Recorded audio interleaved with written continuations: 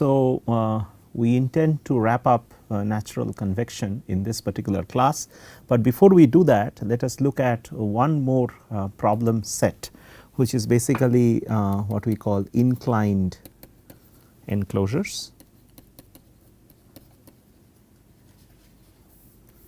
So, we saw the two limits, right. We saw that when you actually have, let us take three different types of enclosures here. This is hot, this is cold. Okay. So, this is one type of enclosure which we saw gave rise to this Rayleigh-Bénard type of convection. Okay. So, this is hot at the bottom, cold at the top. Okay. So, let us take another type of enclosure, which is the same enclosure. If I just turn it around, right, turn it completely, then what will happen is that it will be cold at the bottom and hot at the top. So, this gives rise to what we call stable stratification.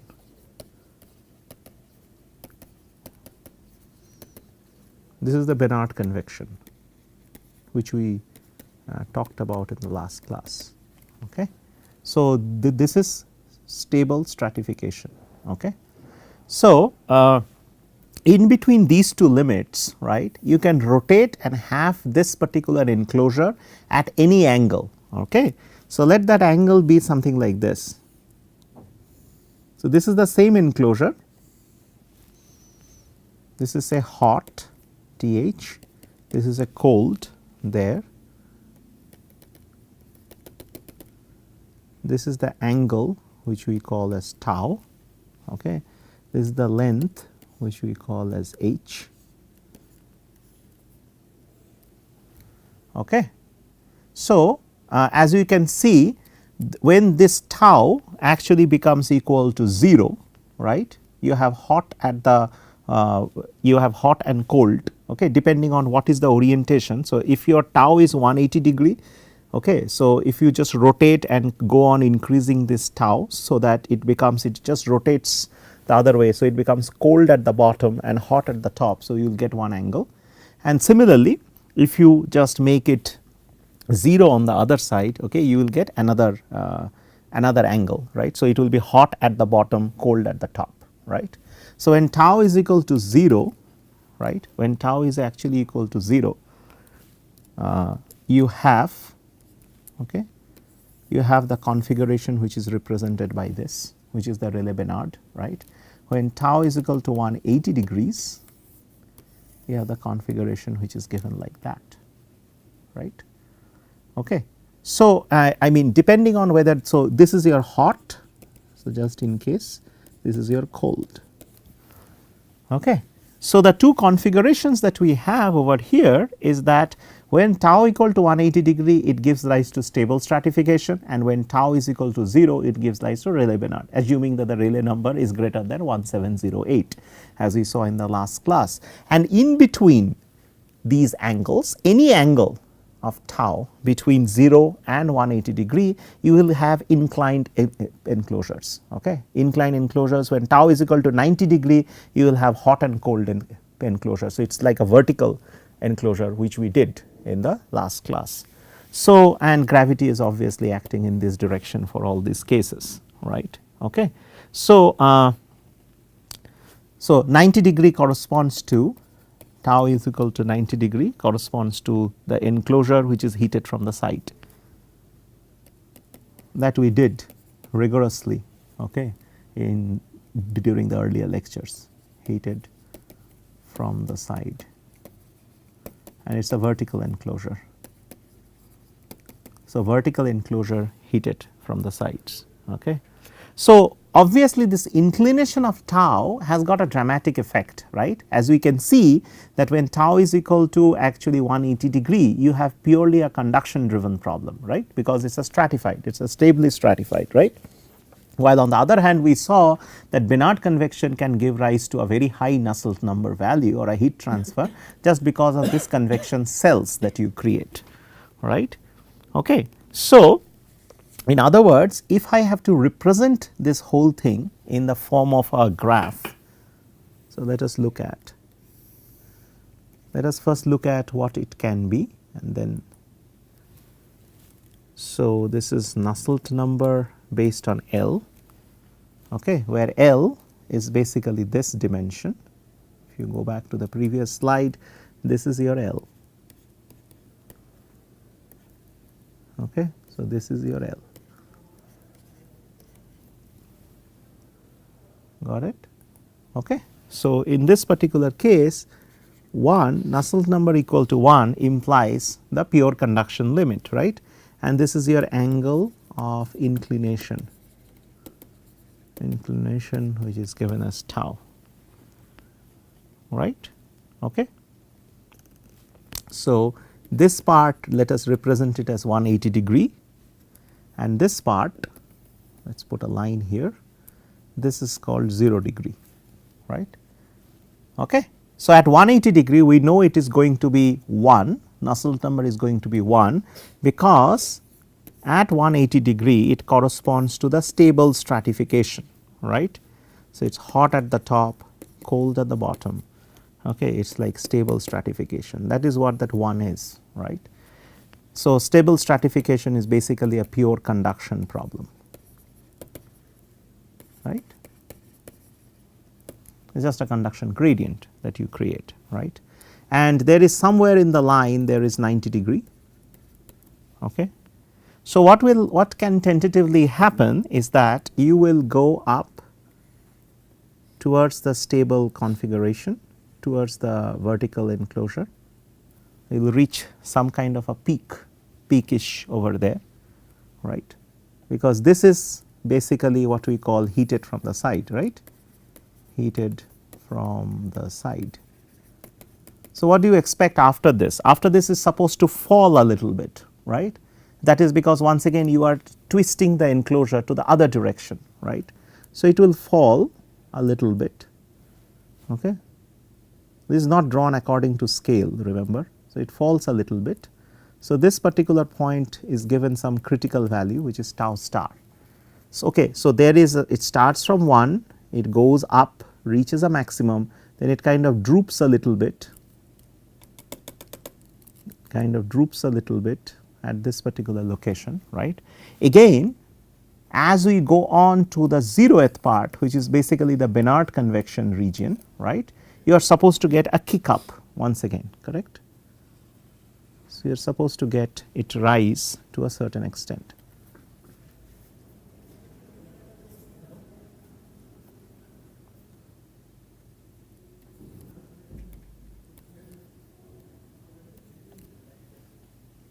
Okay. So, as you can see over here, this is the Bénard convection. So, the Bénard convection, as you can see over here, so this is the generalized curve. So, you start from 1, you reach a particular maxima, and then you it droops a little bit, okay, and then it rises once again because you go to the Bénard convection region. Okay. So, this is the whole trajectory. So, this is heated from the side, and this is the critical number, okay, at which it should fall, right. So, this is in general. So, the Nusselt number value that you have is given by q double prime into L divided by k delta t. Okay. So, the idea is that as 180 as we start from 180 degree to 0, the heat transfer mechanism first switches from pure convection, okay, to a single cell convection. So, this is basically your what is called the single cell convection, because this is what we saw, right, because in these kind of enclosures what you see is basically you get a single cell convection, correct. That is what we saw, right, in tall enclosures, okay, shallow enclosures you get the single cell convections, okay. And so, it rises from a pure conduction to a single cell convection, okay, to a maxima which is around 90 degrees. Okay. As your tau or your angle of inclination decreases below 90 degree, the Nusselt number decreases and passes through what we call a local minima. So, this local minima is given by tau star. Okay. Okay. So, this tau star is a function of the geometric aspect ratio of the channel of the enclosure. Okay. So, this is dependent on the geometric aspect ratio of the enclosure. Okay. It is dependent on the geometric aspect ratio of the enclosures, and after this tau star, it starts to rise once again because of the multiple convection cells. This is multi convection cells, right, multi cells kind of a thing. That is what your Rayleigh-Bénard convection is all about, right. So, you can represent all these things, okay, using this kind of a H by L kind of a ratio. This is your tau star. So, H by L ratio 1 is about 25 degrees. When it is 3, it is about 53 degrees. When it is 6, it is about 60 degrees. When it is 12, it is about 67 degrees. When it is greater than 12, it is about 70 degrees. So, this is the value of tau star that you would normally get, okay, depending on the different geometric aspect ratios. Okay. So, it droops at around 25 degrees. Okay. So, that tau star will be somewhere beyond 90, it will be 50. So, it is all on the right hand side of 90. Okay. So, from 0 to 90 it will peak somewhere. Okay. So, 53, 60, 67 and 70. Okay. So, you can write all these things in terms of a generalized correlation, that's tau greater than 90 degrees, Nusselt number L tau equal to 1 plus Nusselt number L at 90 degrees minus 1 into sine tau. So, this is a generalized expression that for a single cell, that is for a tall enclosure or for a single enclosure kind of a thing. So, that is the correlation. So, these are all correlations, remember, does not have much of a physical meaning, but for example, this one is Nusselt number L at 90 degrees into sine tau raised to the power of 1/4. So, these are the two basic correlations that we have. So, this is how this has been represented very well by different people. There are also other types, as we will see, because this is up to tau only. So, when tau star is greater than tau greater than 0 degrees and your H by L ratio is less than 10, you have your Nusselt number L tau is equal to given as Nusselt number at 0 degrees into Nusselt number L at 90 degrees and Nusselt number L at 0 degrees sine tau star raised to the power of 3/4, sorry, raised to the power of 1/4, okay, and tau by tau star is power. Okay. Similarly, your tau star greater than tau greater than 0 degree and H by L ratio is greater than 10, you have a really complicated expression, okay, which is given by 1.44, 1 minus 1708. These are all empirical relationships, so should not attach much importance to them, except that they are useful as handbooks, okay, handbooks kind of arguments basically, multiplied by 1 minus sine 1.8 tau 1/6, sorry, 1708 divided by the full one, Rayleigh number L cos tau into Rayleigh number L cos tau divided by 5830 raised to the power of 1/3 minus 1. This star essentially means that must be set equal to 0, must be set equal to 0 if the term becomes negative.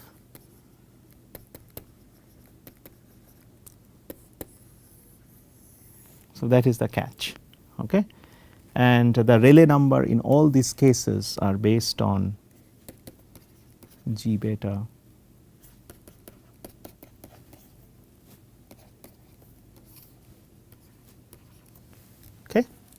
So, that is that. So, similarly, if you can have similar Rayleigh-Benard, and this I will just pose the things and won't delve too much into it. So, this is for example a warm cylinder which is heated as TH, then you have a cold cylinder which is heated at TC, right. So, the smaller cylinder has got a diameter of say di, and the larger cylinder has got a diameter of say dh, right. So, this is cold T naught, and this is warm, that is why it is Ti or Ti or Th, whatever you can say Ti to keep the. So, what kind of a flow do you expect? You expect the flow to basically rise around the cylinder, right, but at some point of time it would reverse and come back exactly at the symmetry line. Now, this is cold because there will be another cell of equivalent type, because it is symmetric, right. So, this cell will also go up like that and come back. So, you basically get a 2 cylinder kind of a rotation, 2 rotational cells, okay, just created because of the vertical symmetry. You have a symmetry line which passes vertically through the whole thing. Okay. So, if it is in the laminar regime, okay, so basically these are called kidney shaped, okay, kidney shaped cells, okay, that are positioned symmetrically, okay, about the vertical plane,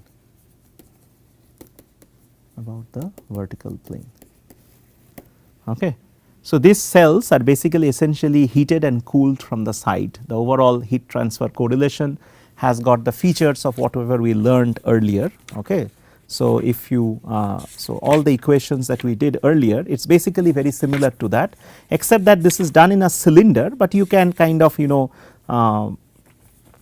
see that this kind of a cells are very common, and we did all this analysis in all the other chapters earlier. Okay. So, there are a lot of correlations which we are not going to go into the details. Please read Bejan for the details of the correlation, but I wanted to show that this pattern that you create evolves basically because of the symmetry. Okay. If there was no symmetry, this pattern would not have existed, and this is kind of intuitive also, that you get heating, then it rises, and then it gets cold, and it comes back from the other side. So, even in some of the other cases, say for example, if you take the case of a sessile droplet here, okay, this comes from our own research work. So, this is what we call a hydrophobic droplet. Well, the droplet is not hydrophobic, it is sitting on a hydrophobic substrate basically, okay. So, that means this angle that it makes, okay, is basically an obtuse angle, right. There is an obtuse angle that it makes, okay. So, what happens over here is that here also you get this kind of natural convection flows, right. So, this here the natural convection flow, we will not talk about the origin of the flow as such, but you create cells like this. Once again, because of the symmetry of the center line, you get flows from both sides, right. This is also a natural convection driven flow, just because you have a difference in temperature between the top and the bottom. So, that is essentially what drives the flow, okay. So, this is very minute differences. This temperature differential can be of the order of delta T, can be of the order of 1 Kelvin, okay. Even then you develop a very strong recirculating flow. Of course, the velocity, the flow velocity that you create over here is of the order of tens of microns per second. So, it is not that high conventionally, but from a droplet perspective, this kind of flow is actually quite crucial, and this kind of flows are the ones which actually leads to a lot of transport related issues. Okay, very important flow field if you talk about different types of applications like surface printing, then medical, biomedical, and other such related applications. So, it is not just here, this is between 2 cylinders, it can happen within a droplet as well, this kind of flow. This also can be analyzed by a simple taking into account this enclosure models, right. At least as a first cut estimate, you can get some numbers, and later on you can use those numbers to do a lot of things, okay. So, it's similarly one should also read about which we are not going to cover, but stuff that is left as a reading material. You can read enclosures for thermal insulation and mechanical strength, this section from Bejan. Okay. We are not going to go into the details of this. These are basically okay. If you look at figure 5.30 in Bejan, so this will have all these enclosures. It's like this. So, electronic chip cooling and other things will also have that. So, these are the kind of enclosures that you have. Is G given this way. So, there is air say inside, and this maybe say brick. Okay. So, you can generate, and there will be this length scales. So, you can analyze these problems and see that. So, it is an insulating wall with alternate layers. So, air is in between two insulating walls essentially. Okay. So, you can look into these kind of problems. Okay. There is quite a few. So, this chapter can be actually, this part you can kind of read, because there is nothing, no physics as such, except that this is a more like a conceptual kind of a stuff that you can read. Also, one more reading material that I am going to assign is basically you can look into the there are lots of correlations which you can see. There is also a section called summary of results, okay, for heating from the side,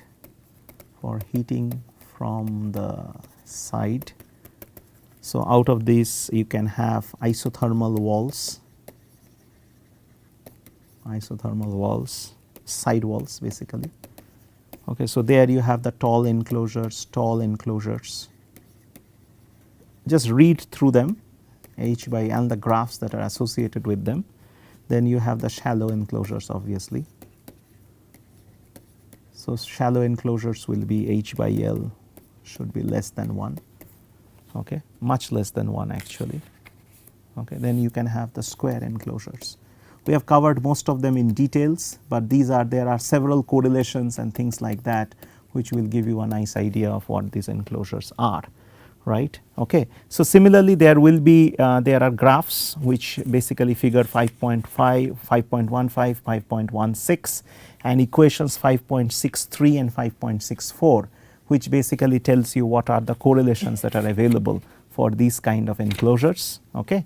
But these are nothing, I mean these are not technically very new materials, okay, but these are just basically existing correlations, how the streamlines and the path lines actually look like. Okay. So, there are chapters on partially divided enclosures also, which we did in the previous class, okay, and we also looked at triangular enclosures is something that we never looked at, but this can be something that you can look at in your spare time. Okay. You can also look at pictures of the Rayleigh-Bénard flow. As I said, as you go on increasing the Rayleigh number, the flow becomes increasingly more complicated, and as a result the heat transfer limitations, heat transfer enhancement, okay, is quite significant in those kind of cases as well. So, basically this at this particular point we wrap up the natural convection section. We have covered most of the interesting concepts in details. Okay. There are certain reading materials that you can read, which is nothing to tell, you can just read some graphs, some correlations, handbooks, but the basic concepts we have given, that how frequency, how friction balances buoyancy or inertia balances buoyancy and things like that. So, in the next class what we are going to do is that we are going to look into some of the practice problems or some sample problems from the natural convection literature before we move on to what we call the turbulent flow. Okay. Turbulent flow is important because for both all types of, whether it is natural or forced, turbulent flow, see we always saw that as we move on to turbulence something else happens. So, we are just going to look at from a bird's eye view that what is turbulence, because turbulence itself is a full fledged course, so which we cannot do in such a short period of time. So, we will try to do turbulence, try to give you an idea of what turbulence is, what are the relevant time scale, length scales, etc. in this turbulence. Okay. So, in the next class what we are going to do now, we are going to look at some of the sample problems before we move on to turbulence. So, here the natural convection literature basically ends. Thank you.